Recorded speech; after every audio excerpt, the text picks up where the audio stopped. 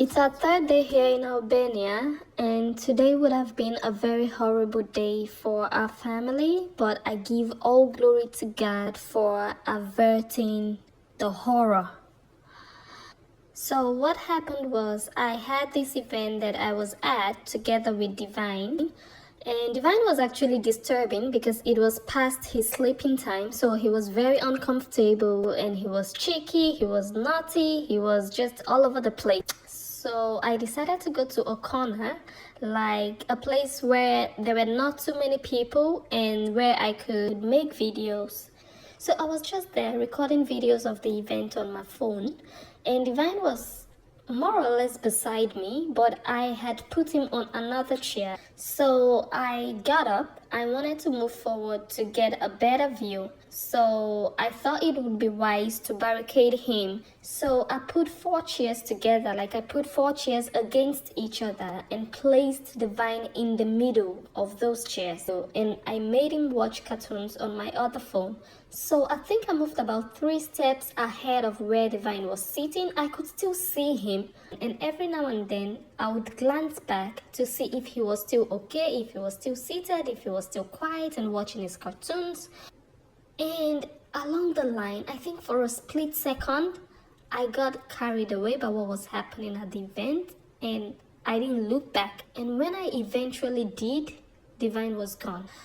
So I looked under the chairs, I looked around, and Divine was nowhere to be seen. And that was when I panicked. Then I started to fidget. I started to look around. I started to walk all over the place, like looking under all the chairs. And I didn't see Divine. There was no sign of Divine, no trace of him.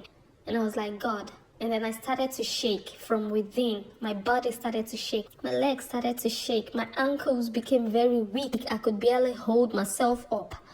So I ran to the bar and asked the barman if he had seen my child, because while we were there, Divine would crawl around and I would let him crawl, and some of them played with him and they saw us together. So they were like, no, we didn't see him. My life was crashing right before my eyes.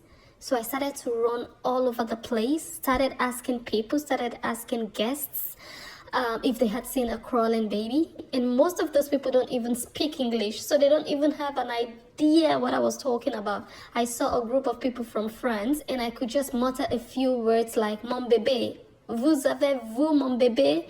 And they were like, no, mais non. Oh my God, at that point I was close to tears, but I knew I had to be strong to get myself collected, get myself together, to be able to just be very rational and be able to think and be able to, So I started to ask everybody. I ran all the way down to the reception, asking them if they had seen my baby, and no one had seen him. So in my mind, someone had taken Divine away. Someone had taken him and left the hotel. And the thought of that crumbled me, like physically, emotionally, mentally. And then I thought of my husband. I thought, God, what am I going to tell him? Like, he's going to regret he even let me take this boy away in the first place. How am I going to explain to him?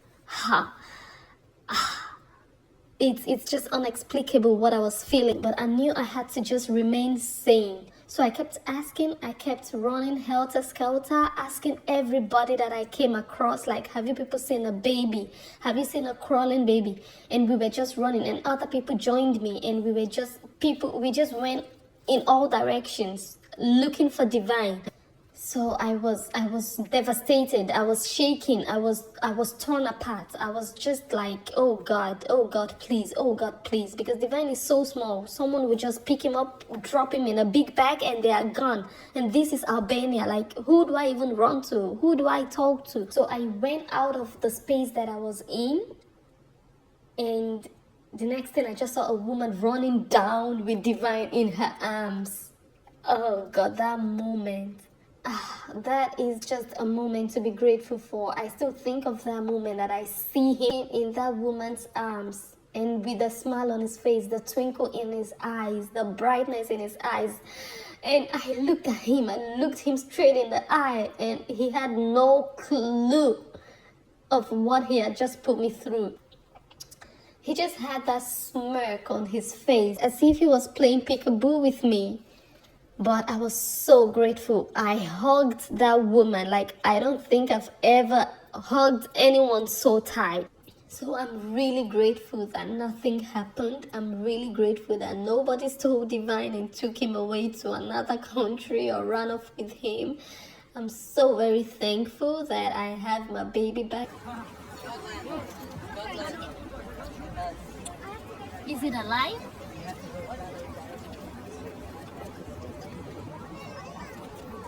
You like it?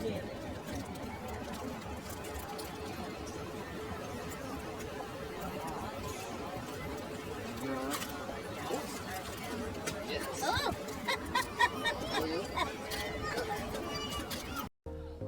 Can I have picture? Yes. Want me to take it?